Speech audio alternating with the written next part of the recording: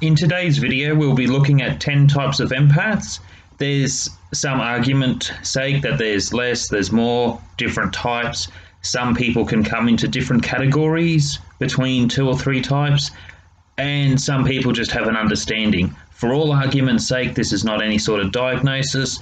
This is just a little bit of a subject matter that may help you with your writing. Let's get into it.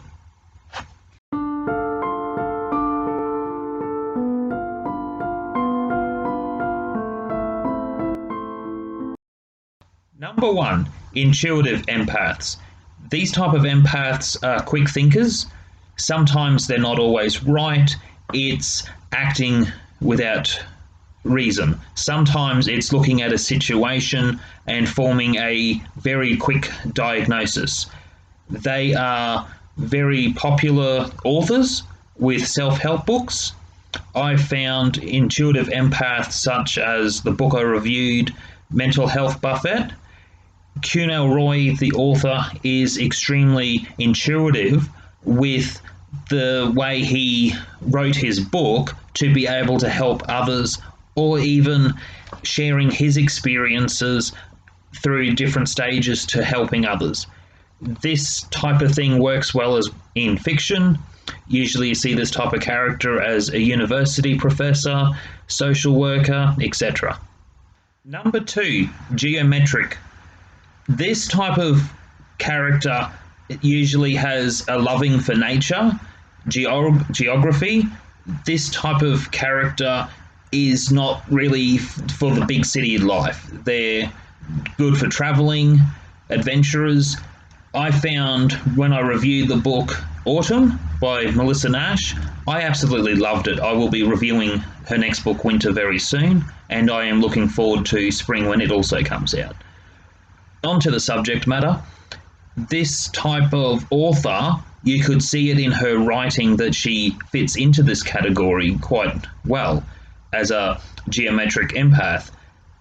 And this type of character, the maps, the characters in the book, it shows her writing style. And sometimes when we do read certain fiction, we do think, is the author putting themselves into the book? As adventurers go, I find geometric empath type characters work well. Number 3, fauna empaths. One of the best authors I noticed for this was Christina Applegate, who wrote the Animorph series for middle grade. She also worked in with her husband, who wrote the science fiction side for the story, to put animals and science fiction together. On the subject matter today, usually you see this type of character as a veterinarian, pet lover, then there's animal rescue, and within this type of story, even she said a little bit more research was part of the creative process for her craft. Number 4, Flora. This type of character loves plants, usually as a botanist, as a bigger profession, worm farmer, gardener. This type of character, if we're going to go for the more extreme with the superhero genre, just saying poison ivy, the character can still be a good character and an empathetic character. And yes, they can have narcissistic traits, which leads into a completely separate discussion. For the purposes, there is that hope for the character's redemption. And when you look at some of the cause to what she's trying to achieve in certain adaptations, she's not a bad character. I just don't like the poison lips and the kissing of men and all that sort of stuff.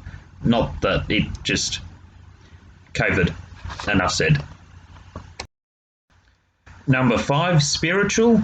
This type is highly debatable. The TV show Medium touches on the subject with Passing Over. There is the other reference. I actually prefer watching this one more recently. Yes, it's a bit childish. Yes, it has moments that are not good. It is a family movie. However, the movie Casper, the character Dr. James Harvey, fantastic role in this movie. this is where they have that psychology mixed in with the spiritualism. This is a spiritual empath where he's on his life course thinking that he can find his wife from her passing, and in the resolution she says to him, don't make my death be your unfinished business, as in don't spend your life trying to search for me, I'm an angel. So that is one example of a spiritual empath. It is a subject not everyone agrees on. The supernatural is a subject that not everyone's going to agree with. There are other books on the subject. I personally do not know too much about the subject. Maybe I should be reviewing a book on this subject. Number 6, dream empath. This type is known as precognitive. With this particular subject matter for characters, this usually comes in the form of premonitions. Now, on a subject matter that not everyone's going to agree with, and we are talking fiction, please just, remember that, we are talking fiction. The character Anakin Skywalker in Star Wars Episode 3 has the premonitions. Now, I am saying the character is empathetic. Yes, he had a lot of other anger issues. Yes, temptation to the dark side. When you look at the story into deeper detail from Episode 1, you look at it all the way through to the Jedi Order being not so good, because even he said, in my point of view, the Jedi are evil. When you look at this sort of character with the dream empath, this can build up the story for the story foretold. Now, obviously, we're going to try to stay on the subject matter, but you look at Ben Kenobi, he's actually the opposite, being very narcissistic, very manipulative, and that goes in a very dark category altogether for a separate video. Now, within that moment, it's the desperation, you were the chosen one. He was dedicating his life for this prophecy, thinking that Anakin's for the prophecy. And maybe the Jedi Order needed to be destroyed because it was a rotten core using children to be separated from their parents to become, space wizards, Jedi, etc. And even Anakin Skywalker was 9 years old, foreseeing the future with his dreams and having the separation from his mother for years to come, where certain things could have happened to prevent him turning to the dark side. The character has the empathetic trait. Now, Darth Vader, the character, whatever we want to go with that, this is going off subject, I'm sorry. With this being said, yes, he is a redeemable character. Yes, Anakin Skywalker is an empathetic character. In this particular context, the dream empath is what's coming into the story. Now, this is a subject matter I agree with and I also don't agree with. Number 7, psychometric empath. This is the type of character who loves arts and crafts. They may be into astrology, creative hacks that you see on YouTube, very creative people with inanimate objects. Sometimes it's someone who just has the appreciation for a wedding ring, for example, where it has that symbolic meaning into the inanimate object. This type of character can sometimes be a hoarder. In most cases, no, they actually look for items of value or items that hold a bigger value to themselves, maybe even connected to another person. That is where the wedding ring concept comes in for a deceased person sometimes. This type of character, they can sometimes be materialistic. Again, it's all different choices, and these types of characters can work into your story as a good person. Heyoka Empath. This is a Native American word or meaning. This is the type of empathetic character. Sometimes they're good mimickers. They're using mimicking behavior as a way of showing someone how they're behaving to come to a realization. That's where things like "stop, I don't like it" can come in. This type of character can bring a lot of humor into your story. They are very connected. Some say this is the best empathetic character to be because of their understanding of others. Sometimes this type of character can be so good at human behavior and mimicking that they are extremely good actors, actresses. They can just do a lot with that type of faking behavior. And then, as previously mentioned, this type of character, as a way of helping someone come to a realization, will show them how they're behaving. Physical empath or medical empath. This is the type of character that feels physical pain. Now, sometimes this type of character can say some weird stuff like they know what kind of birth that you had and try to connect to you in that type of way, that they feel your pain physically. There are other types talking about the subject of pregnancy. A male and female are together.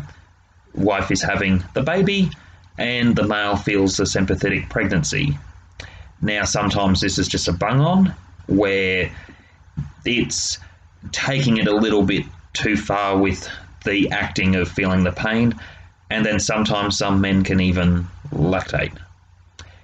Yeah, that's a pretty rough one. So, in conclusion to this type, sometimes this type of character may not have the experience that you have had.